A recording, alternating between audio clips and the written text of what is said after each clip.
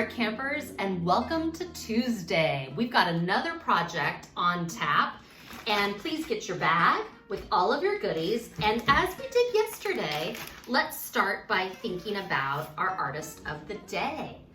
Her name is Louise Nevelson. She's really interesting. So she gathered all kinds of materials, usually wood, but sometimes other recycled things. It might have been a broken banister or a piece of garbage discarded on the street. It didn't matter to her. She would take them back to her studio, put them all together to make a kind of sculpture. And then this was her true incredible gift to the art world, I think. She would paint everything one color. And by painting it one color, it made all these different sorts of bits and pieces cohere or become one thing. And so her specialty is kind of monochromatic. That means one color.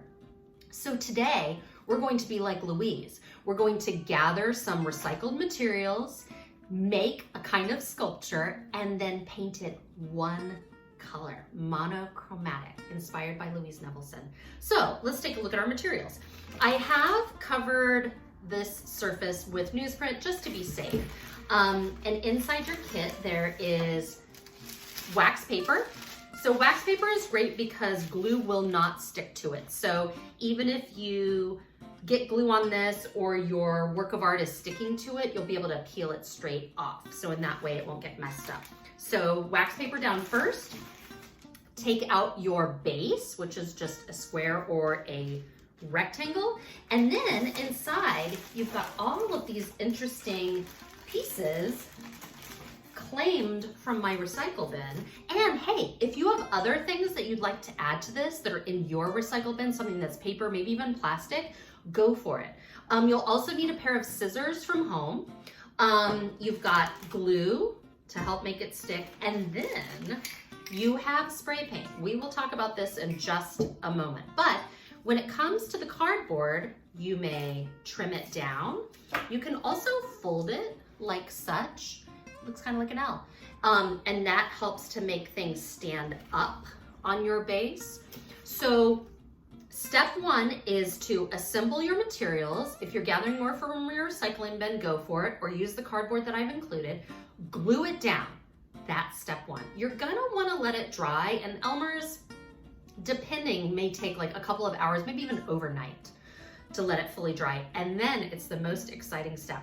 Also a step that we need to talk about a lot, because using spray paint is a huge responsibility. It is permanent. It will not come out of your clothes. It will come off your skin, but it's a big responsibility. I know you guys can handle it, but let's talk about some sort of guidelines here.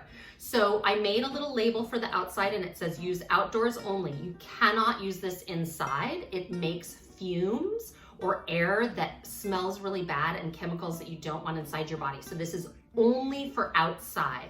And you always want to cover the surface that you're working on. And lastly, it says, and with your parents' permission. So just make sure that your parents know that you're doing this and that it's okay with them. So spray paint.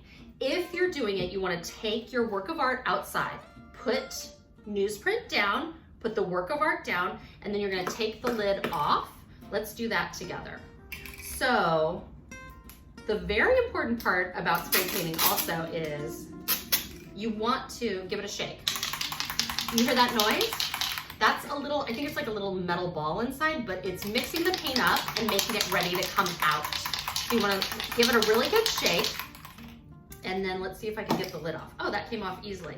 Now here's the most important part, and I'm gonna bring it really close to the camera so you can see. There is a tiny arrow on the tip of that spray paint can. That arrow is so important. And this part too. So that's where the paint comes out. The paint comes out of that little white dot. So the arrow on top is showing you to point it away from your body. So you're gonna wanna look at where the little white dot is, and you're gonna put your finger on top and point it away from your body. You do not ever want to point it towards yourself. Not a good idea. Point it away from your body and press. And you guys, it's one of the most satisfying things in the world, spray painting is. So that's it for Tuesday. I can't wait to see what you make. Let's make Louise Nevelson proud and make some interesting monochromatic sculptures. Go for it.